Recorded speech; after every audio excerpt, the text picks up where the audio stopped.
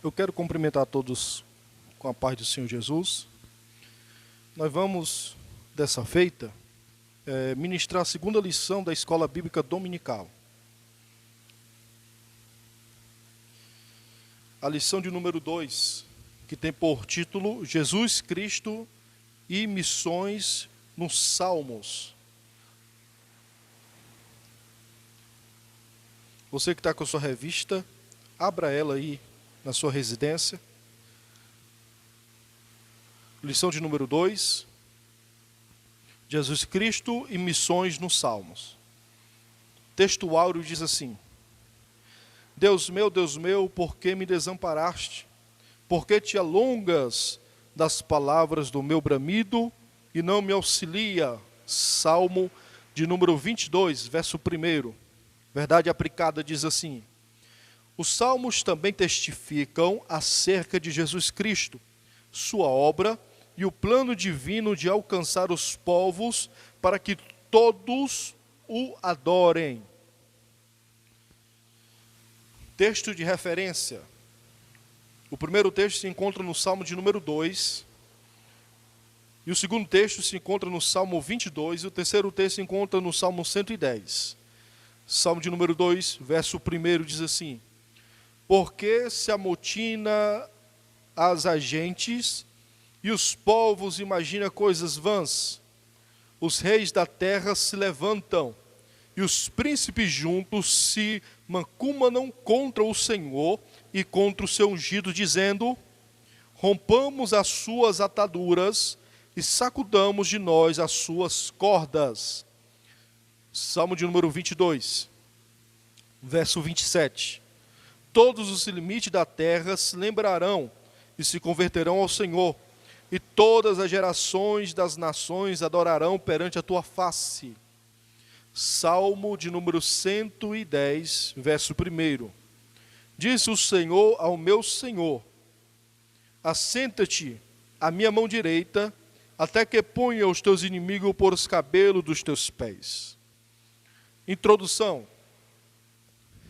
Esta lição estudaremos os salmos messiânicos e missionário, destacando a mensagem profética, o sofrimento e o triunfo de Cristo e o propósito de Deus para todos os povos. Na aula passada, nós estudamos uma introdução no livro dos Salmos, nós estudamos sobre os Salmos, um guia devocional para o cristão. Eu vou deixar o link aqui em cima para você que não assistiu a aula, a primeira lição, você pode assistir, tá bom? E nessa feita nós vamos falar um pouco sobre a questão dos salmos messiânicos. O que é o salmo messiânico? Os salmos messiânicos são salmos que trazem uma profecia direcionada a Jesus. Por exemplo, o autor aqui da revista, ele utiliza o Salmo de número 2. E o Salmo de número 2, ele é um salmo totalmente messiânico. Por que ele é um salmo messiânico? Se você pegar o Salmo de número 2, e o verso de número 2, o texto vai dizer que as nações, elas se levantaram, elas quiseram ir contra o ungido do Senhor. A parte B do verso diz contra o ungido. E a palavra ungido, quando ela está interligada ao Senhor, ou quando ela está interligada a alguma coisa sobrenatural, está ligado a Jesus. Então, quando o salmista coloca ungido, pelos olhos da revelação, ele está falando de algo, de alguém que vai se levantar lá na frente. E preste atenção que na profecia de Daniel, no capítulo de número 9, versículo de número 25, 26, quando vai falar da 70 semana, o termo da 70 semana diz o seguinte: contará-se da reconstrução dos muros e da cidade de Jerusalém, isso aconteceu com Neemias, até o dia da aparição do ungido, que é o ungido Jesus. Então o salmista está dizendo que as nações estão se levantando contra Jesus. Então por isso é direcionado um salmo messiânico. Outro salmo messiânico, o salmo de número 23. Salmo de número 23, Davi, quando está escrevendo, ele diz o seguinte: o Senhor é meu pastor e nada me faltará. Davi está direcionando a Deus. Mas Jesus, lá no Evangelho de João, ele diz: eu sou o bom pastor e dou a vida para minhas ovelhas. Então essa expressão pastor está ligada a Jesus. Então por isso que é chamado de salmo messiânico. Então nós temos vários salmos messiânicos que direcionam a Deus, que direcionam a Cristo. Por exemplo, o Salmo 22. A leitura que nós fizemos, o Salmo 22, está direcionado a Jesus. O Salmo de 110 também está direcionado a Jesus. Mas deixa eu te explicar uma coisa. Não é pelo fato de ser messiânico, que do verso de número 1 até o último verso tem que indicar somente a Jesus. A expressão messiânico não quer dizer unicamente que todo o capítulo, na verdade, Salmos nós falamos de número porque é um cântico. Isso eu ensinei na aula passada, é um cântico, não é um livro normal, não é como Jó, que é um livro histórico, nós chamamos de capítulo. Aqui é um cântico, é um inário, então nós falamos número. Então não é obrigado que todo o salmo por completo venha indicar Jesus. Não é obrigado a isso. Por exemplo, Salmo de número 24. Você que está com sua Bíblia em mãos, abra o Salmo de número 24. Veja a revelação do Salmo de número 24. Veja a expressão do Cristo glorificado. O Salmo 24 vai falar do Cristo glorificado. Aquele que foi levado aos céus depois da ressurreição. Aqui é a ascensão de Jesus, certo? Em Atos 1, 8 e 9, Atos capítulo 1, versículo 8 e 9, os apóstolos vendo Jesus e até a nuvem. Depois da nuvem, quem vê Cristo chegando é o salmista por revelação. E o Salmo 24, veja a questão. Do verso de número 1, olha, eu vou ler o verso número 1. Ao Senhor pertence a terra e a sua plenitude. Verso 2. Porque ele fundou sobre os mares e sobre as correntes e estabeleceu. Verso 3. Quem subirá ao santo monte do Senhor? Quem há de permanecer no seu santo lugar? O salmista continua. Aquele que é limpo de coração, aquele que é limpo de mão, puro de coração, que não entrega só uma vaidade, por aí vai, e que nem jura enganosamente. Então ele está falando dos preceitos cristãos, dos princípios cristãos. Só que quando ele chega no verso de número 7, parece que acontece algo na mente do salmista, que ele para de olhar para as grandezas do princípio cristão do homem ligado a Deus e começa a ver algo sobrenatural. Veja o verso 7. Levantai-vos vossas cabeças, ó portais, levantai-vos, ó portas eternas, porque entra o Rei da Glória. Pergunta: quem é o Rei da Glória? O Rei da Glória é o Senhor forte e poderoso, o Senhor poderoso na batalha. Levantai vossas cabeças, ó portais, levantai-vos portas eternas, porque entra o Rei da Glória. Quem é esse Rei da Glória? O Senhor dos Exércitos, Ele é o Rei da Glória. Quem é esse Rei da Glória? É Jesus. Do verso de número 7 até o verso 10, está indicando a Jesus. Do verso de número 1 até o verso de número 6, está falando da alegria, do princípio que o homem tem ligado a Deus. Então veja que esse salmo ele dá uma indicação messiânica, porque está falando de Jesus, mas não é ele por completo, é apenas alguns versos, 4 versos que está indicando a Jesus. Você consegue entender? Então quando fala que algo é messiânico, quer dizer que seja completamente messiânico, versículo por versículo. Quer outro exemplo? Isaías, eu vou te mostrar Isaías. Vamos primeiro para Isaías capítulo de número 11. Só para os irmãos entenderem. Olha Isaías capítulo de número 11. Isaías 11. Verso de número 1. Olha. Do trono de Jessé sairá um rebento, e das suas raízes brotará um renovo. Repousará sobre ele o Espírito do Senhor, o Espírito de sabedoria e de entendimento, o Espírito de conselho e fortaleza, o Espírito de conhecimento e de temor do Senhor. Ele terá o seu prazer no temor do Senhor, não julgará segundo a aparência, nem decidirá pelo que ouviu dizer, mas julgará com justiça os pobres e decidirá com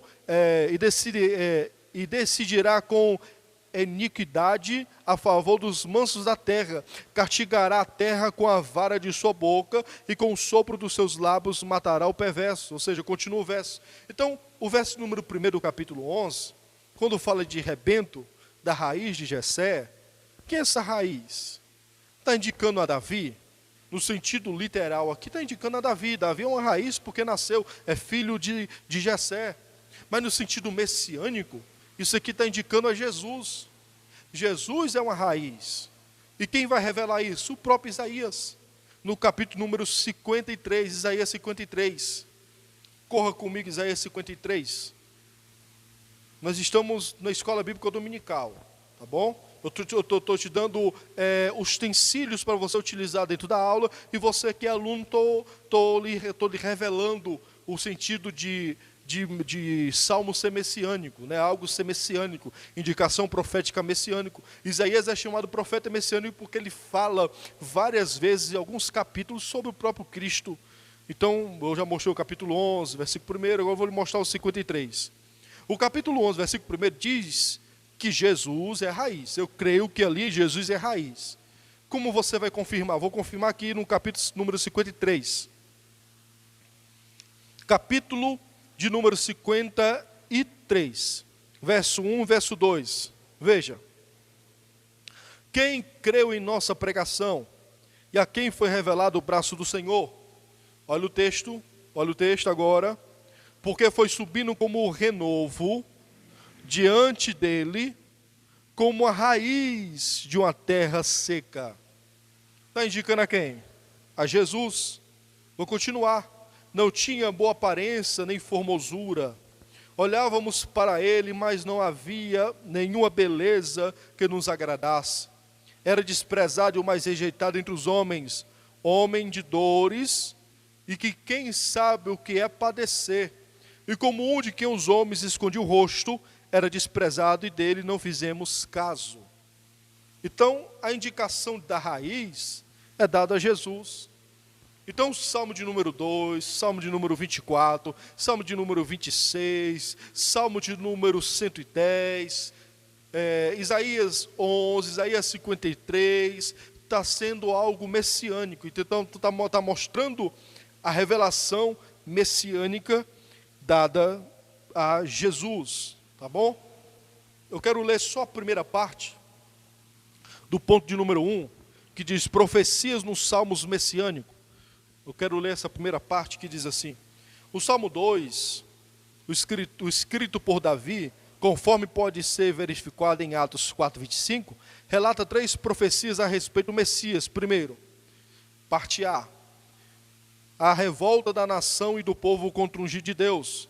Parte B, o triunfo do Filho de Deus. Parte C, o reinado do Filho de Deus sobre todas as nações. Eu tenho uma mensagem no Salmo de número 2, Salmo de número 2, me perdoe, Salmo de número 2, eu tenho uma mensagem, só do verso 1, quando diz, por que se levantam as nações e pensam coisas vãs contra o Senhor? Isso tem acontecido hoje. A igreja tem enfrentado uma guerra terrível, travada contra as trevas aqui na terra. A igreja ela tem enfrentado 3 grandes batalhas, 3 grandes inimigos que se levantaram mais de 10 anos para cá contra a igreja. Primeiro, a igreja tem lutado contra a política, os pensamentos políticos errados, corrupto, que tem querido destruir a igreja. Eu não preciso dizer qual é o partido, vocês sabem qual é o partido. A igreja tem enfrentado uma guerra contra o socialismo fajuto, socialismo que traz ideias que querem trazer nojo, contra a família verdadeira dada por Cristo, pelo Senhor. E a igreja tem enfrentado uma guerra bastante contra a cultura. A cultura é algo terrível. Pensa comigo. O Brasil é um país laico. No papel diz que o Brasil é um país laico. O que é isso? Um país que não tem religião. Tá ok? Não tem religião.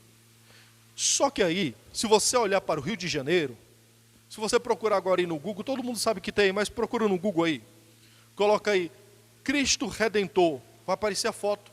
Está lá no Rio de Janeiro estampado, uma estátua enorme, que dá para ver pelo Cristo, dá para ver pelo Rio de Janeiro por inteiro, o Corcovado, algo enorme, enorme. Uma das grandes maravilhas do mundo está ali, Cristo Redentor. Então como pode um país laico, que não tem religião, fazer uma estátua de um Cristo grande, enorme? O que é isso? Parece uma contradição. Porque se é um país laico, não poderia fazer algo como um Cristo enorme, redentor, mostrando algo superior. Por exemplo, a política passada política passada, tirou de dentro dos tribunais a Bíblia Sagrada, porque disse que o Brasil é um país laico. Tirou a Bíblia Sagrada dos tribunais. Queriam tirar também o nome Deus é Fiel da nota, porque disse que o país é um país laico. Então por que não tira o Cristo Redentor, que está lá no Rio de Janeiro? Por quê? Porque o Cristo Redentor no Rio de Janeiro demonstra para o mundo todo que o Brasil é um país cristão. Quase 90% da população brasileira é cristão. O maior número de católicos do mundo está aqui no Brasil. Está aqui no Brasil. Nós evangélicos estamos chegando a quase 30 milhões de evangélicos no Brasil, quase 30 milhões. Nós evangélicos conseguimos colocar para sentar na cadeira da República Federativa do Brasil, como presidente, um camarada chamado Bolsonaro, que é a favor da igreja. A igreja conseguiu fazer isso, juntamente com todas as famílias do Brasil, para acabar com essa farsa, dessa politicagem corrupta, politicagem demoníaca, que estava querendo destruir a igreja e o princípio do Senhor. Então a igreja conseguiu fazer isso. Então o salmista está dizendo, quem pode se levantar contra o Senhor? Eu quero deixar algo aqui interessante para você. Que eu também prego dentro desse salmo. Eu ouvi agora, semana passada, um ex-pastor. Porque ele mesmo se declara ex-pastor. Ele era pastor da presbiteriana, certo? Ele fez uma live com um camarada aí, que trabalhou na Record, que é dono de um canal no YouTube. E esse camarada, algum tempo atrás, ele fez uma ceia, memorial de uma ceia, Cristo sendo gay, Jesus sendo homossexual, os apóstolos sendo homossexual. Aí esse ex-pastor fazendo essa live, teve a ousadia, a coragem de dizer, veja a frase desse ex-pastor, veja a frase dele, olha como ele é louco, veja a frase dele. Ele diz o seguinte, fulano, muitos que não têm fé, quando viram o seu vídeo, ficaram abalados.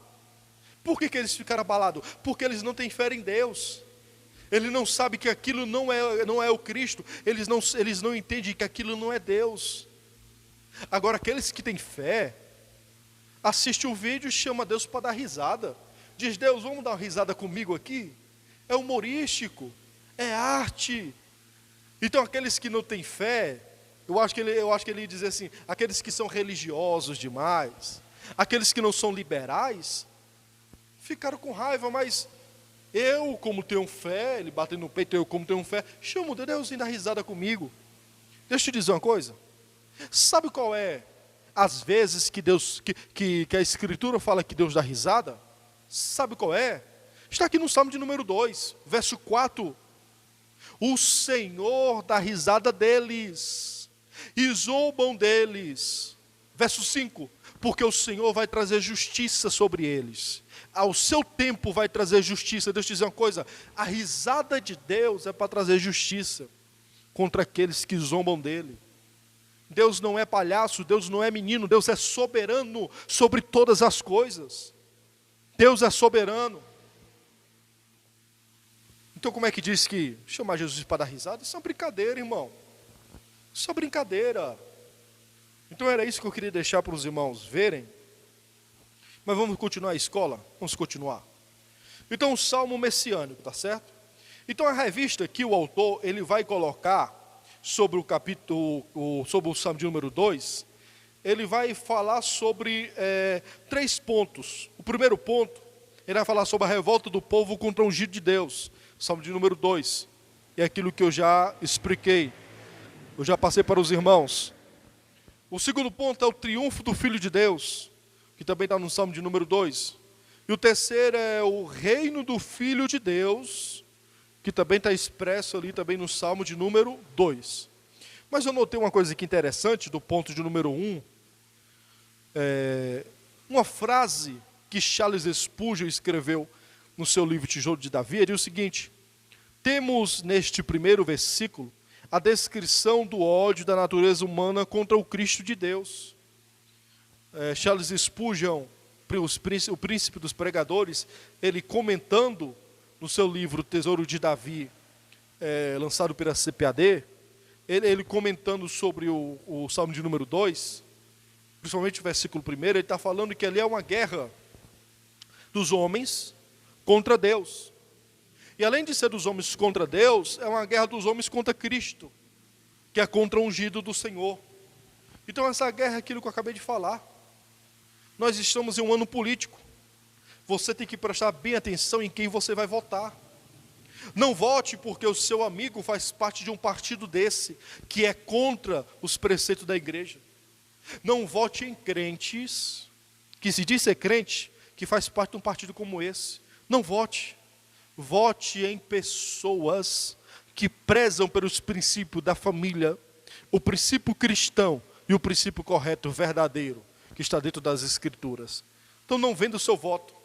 Use o seu voto para mudar a política do Brasil. Eu creio que é uma mudança. Pode não ser uma mudança total, mas é uma mudança muito grande, como está acontecendo.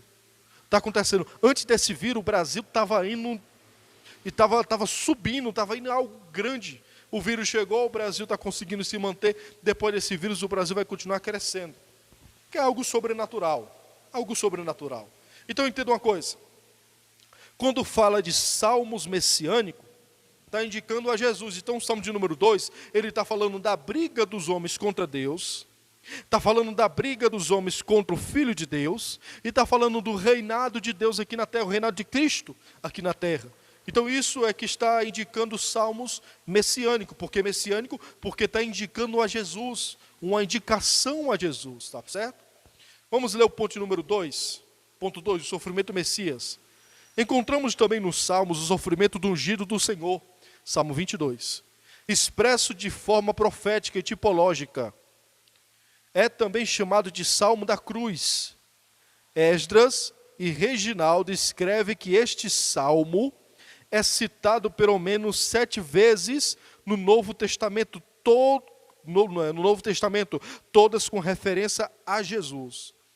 Então aqui ele vai pegar o Salmo de número 22, o autor aqui da revista, e vai também dar 3 pontos, ele vai aplicar 3 pontos. O primeiro ponto ele fala da sujeição ao abandono. O segundo ponto ele fala da zombaria e desprezo. E o terceiro ponto ele fala do sofrimento não lhe impediu de cumprir a missão. Aqui está no Salmo de número 2.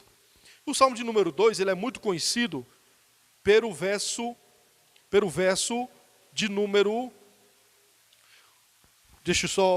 O Salmo de número 2... O Salmo de número 22, me perdoe, irmãos. O Salmo de número 22 ele é muito conhecido por causa desse verso aqui, ó. E perto da hora nona, exclamou Jesus em alta voz, dizendo: Eli, Eli, sabactame. Isto é, Deus meu, por que me desamparaste? Essa expressão que está em Mateus 27, 46, também está indicado no Salmo de número 22. O salmista escreve no Salmo de número 22, por que que o Senhor me abandonastes? Então essa frase, Jesus no alto da cruz, ele diz, Eli, Eli, sabactame, ou seja, Deus meu, por que me desamparaste? Então Jesus está dando veracidade da cristandade messiânica escrita no Salmo de número 22. Então o sofrimento de Jesus está expresso aqui. O sofrimento, a angústia de Jesus está expresso aqui. Eu quero ler também uma parte que Spurgeon fala, isso é interessante.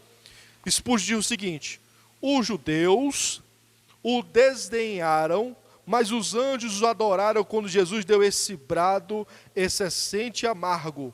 Pregado à cruz, vemos o nosso grande Redentor em situação desesperadora e aflita. O que vemos?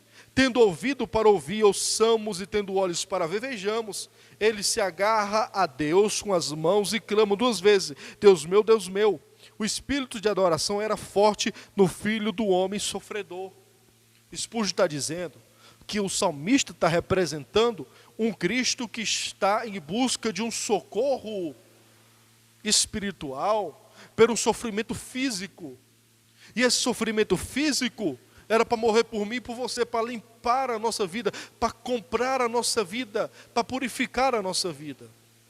Então, o que está escrito no Salmo 22 foi cumprido lá em Mateus 27, 46, que foi lá no Gólgota, na cruz, quando Jesus se entrega. A parte 2, a zombaria e desprezo. Veja o verso de número 6. Olha o verso número 6 do Salmo 22. Mas eu sou verme e não homem, o opróprio dos homens, desprezado do povo. O salmista está dizendo que Jesus, mesmo fazendo todos os seus milagres, prodígios e maravilha, ele foi desprezado. Ele foi desprezado. Observe no dia da crucificação, onde Pedro estava, aonde Tomé, Mateus e entre outros apóstolos estavam. Todos estavam desgarrados, desprezaram, deixaram Cristo de lado. Pedro negou Jesus por 3 vezes. Tu é um dos tais, ele disse, não sou. Tu é, eu vi você andando com ele. Não, eu não andei com ele. Pedro negou 3 vezes. Os romanos o desprezaram. Lembra que a Bíblia diz que a mulher de Pilatos teve um sonho e disse, não faça nada com esse homem, porque é justo. E Pilatos não ia fazer, mas o povo queria. Então Pilatos disse, a minha mão está sendo lavada desse sangue inocente, que recai sobre vocês. Que recai sobre vocês.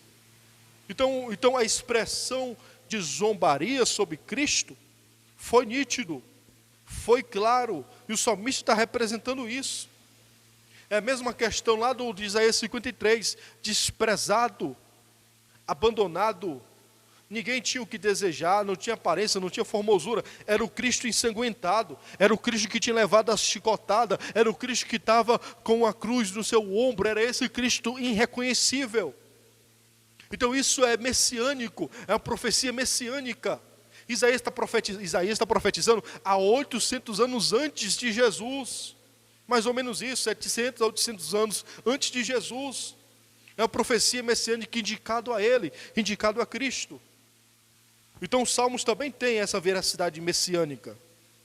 O ponto 3, o sofrimento não lhe impediu de cumprir a missão. O verso 22 dá o início a uma declaração pública de alguém que não deixara de anunciar o louvor ao nome de Deus.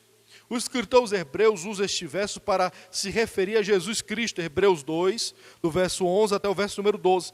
O sofrimento, o desprezo, as afrontas não conseguiram impedir o ungido de Deus, Jesus Cristo, de cumprir sua missão. O anúncio e louvor não será abafado pelo sofrimento. O trabalho da sua alma ele verá e ficará satisfeito.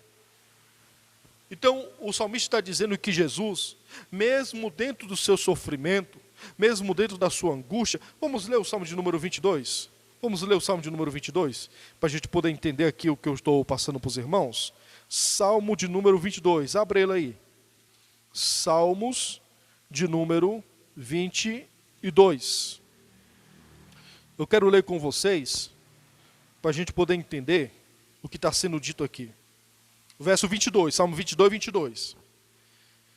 A meus irmãos declararei o teu nome, no meio da congregação eu te louvarei. Verso 23. Louve o Senhor, vocês que o temem, glorifique todos vocês, descendência de Jacó, tema todos vocês, posteridade de Israel. Verso 24, porque não desprezou e nem detestou a dor do aflito, nem ocultou dele o seu rosto, mas o ouviu quando lhe gritou por socorro. Sabe o que é isso aqui? Sabe o que está dizendo? Que Jesus ele não desprezava os pobres, os necessitados. Lembra que Jesus disse que os sãs não precisam de médico, mas sim os doentes? Você lembra da passagem, da passagem do cego de Jericó? O cego clamou por várias vezes, em alta voz. Alguém disse, ele não vai te ouvir, mas Jesus virou e disse, traga ele para cá. E curou o cego, porque ele atendeu. Lembra da mulher Ciro-Fenícia? Ela disse, Senhor, cura minha filha. Jesus disse, eu não posso porque eu não posso tirar o pão da boca dos filhos. Eu vim para o judeu, você é gentil. Aí ela disse, está certo, o senhor está correto, o senhor veio para o judeu, sim. O senhor não pode tirar o pão do judeu e dar para nós que somos gentil. Mas também eu entendi que até os cachorrinhos comem da migalha que cai na mesa do seu Senhor. Aí Jesus disse, agora sim eu tenho que fazer isso. A tua fé foi muito grande. Eu vou ter que pegar o pão e dar para ti também. Vai que a tua filha está curada. Vai que a tua filha está bem. Então Jesus sempre ouviu socorro. Sempre atendeu os necessitados. E o salmista está dizendo isso. Então isso é uma expressão de um salmo messiânico. Então o que é que o salmista está dizendo? No meio do sofrimento vamos louvar a Deus. No meio do sofrimento vamos louvar a Cristo, porque Ele conseguiu atender no meio do sofrimento. Ele conseguiu glorificar a Deus no meio do sofrimento. Lembra lá do Gólgota o que ele disse? Se for possível, passe de mim esse cálice, mas todavia seja feita a tua vontade. No meio do sofrimento, o que prevaleceu? A vontade de Deus. Então está expresso aqui no salmo messiânico. Agora eu quero ir para o salmo, o ponto número 3 da revista, para nós encerrarmos. Ponto 3 diz assim: o sacerdócio real e os salmos missionário. Quero ler a introdução do 3. Estudadas as questões relativas às profecias ao sofrimento do Messias, foi aquilo que nós já falamos, seu sacrifício, conforme o Salmo 2 e o Salmo 22, cabe destacarmos alguns pontos frisados nos Salmos 67, 110 e 117. Então ele vai usar esses 3 salmos para falar um pouco sobre a missão dada a Jesus, que foi dada a Jesus profeticamente nos Salmos. Primeiro ele vai falar do sacerdócio da ordem de Melquisedeque, Salmo 110, versículo 4, nós vamos já ler. O segundo ponto, ele fala os salmos missionários, que vai falar do Salmo 67, do Salmo 117. E o terceiro ponto, que todos os povos louvem ao Senhor, Salmo 117. Vamos lá, primeiro ponto, o sacerdócio da ordem de Melquisedeque, Salmo 110, versículo 4, veja o que diz. Um sacerdote eterno, segundo a ordem de Melquisedeque. Esse ponto também é tratado em Hebreus 5, 6. Vamos lá no Salmo de número 110, Salmo de número 110, e versículo de número 4. Salmos de número 110 e versículo 4. Diz assim um texto: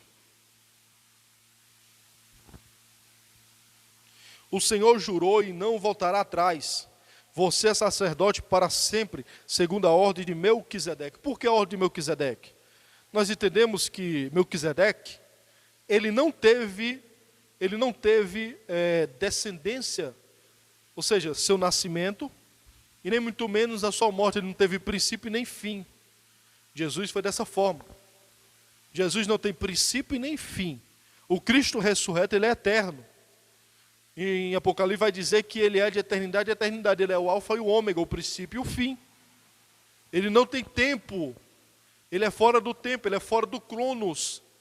Ele não tem um cronos, ele é fora do nosso tempo. Então por isso que o salmista está dizendo que ele é da ordem de Melquisedeque. Da ordem de Melquisedeque por essa questão. Porque é um sacerdócio purificado, um sacerdócio sem mácula. No dicionário NVI, do Novo Testamento, do Antigo Testamento, organizado pelo F.F. Bruce, ele diz isso, que o sacerdote Melquisedeque é sem mácula, um sacerdote que é eterno por conta da santidade. Então Jesus é esse sacerdote, sem mácula, eterno por conta da sua santidade, do seu poder.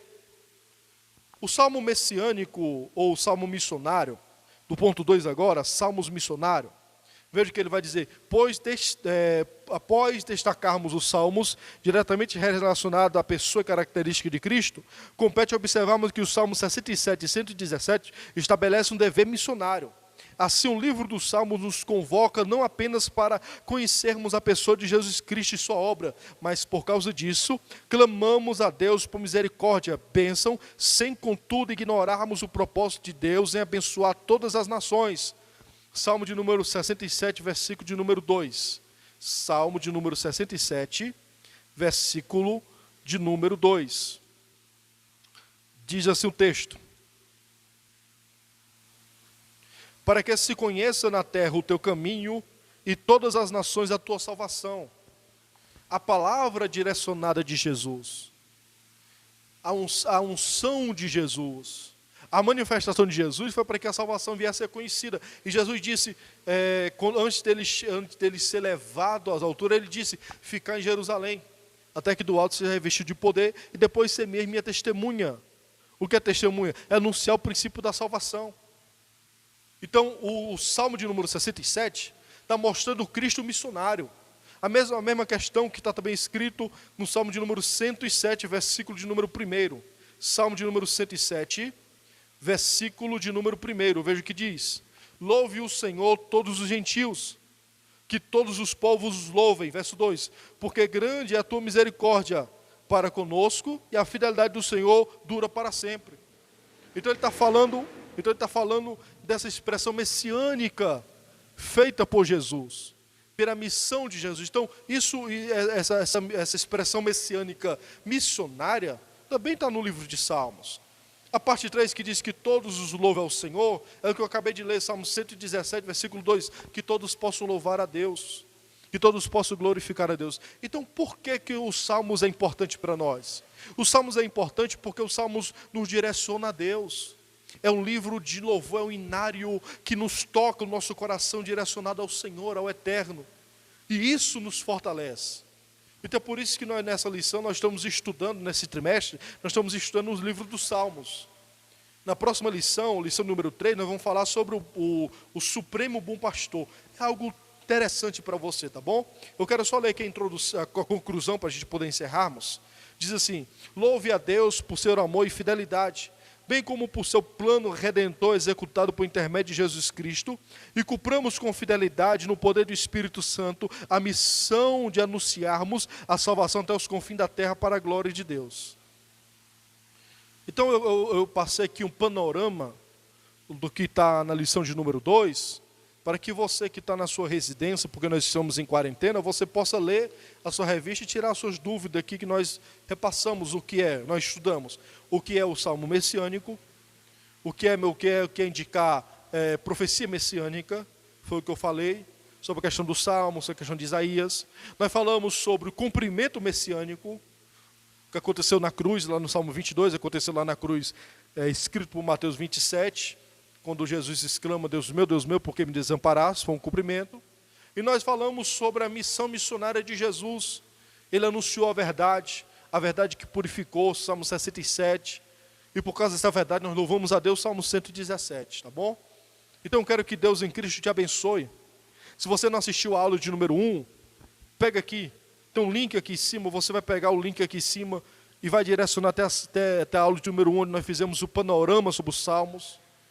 E próxima semana eu vou estar também disponibilizando para os irmãos o vídeo da terceira lição, o Supremo Bom Pastor, tá bom? Então me ajude aí, ajude o meu canal, se inscreva nele, você que não é inscrito, deixa o seu like aí embaixo para me ajudar, coloca o seu comentário para me ajudar, um comentário para me ajudar, uma indicação, tá bom? Falar em indicação, quero te indicar, você que está estudando Salmos, eu quero te indicar o livro do N.T. White, Salmos. Esse livro é publicado pela editora Thomas Nelson, é algo sobrenatural. N.T. White, ele fala coisas diferentes que nenhum outro autor consegue falar. Então, compre o livro de Salmos que está sendo publicado pela editora Thomas Nelson. E também eu quero te indicar para você que está estudando a revista Betel Dominical, você compre também um livro do bispo, o nosso bispo, eu faço parte do Ministério de Madureira, o bispo Abner Ferreira, Salmos, uma referência para a vida de adoração e oração do cristão. É publicado pela editora Betel, tá bom? Se você entrar no site da Betel, você consegue adquirir esse livro, que é algo também sobrenatural, tá certo? Então que Deus em Cristo te abençoe. E até a próxima aula, em nome de Jesus.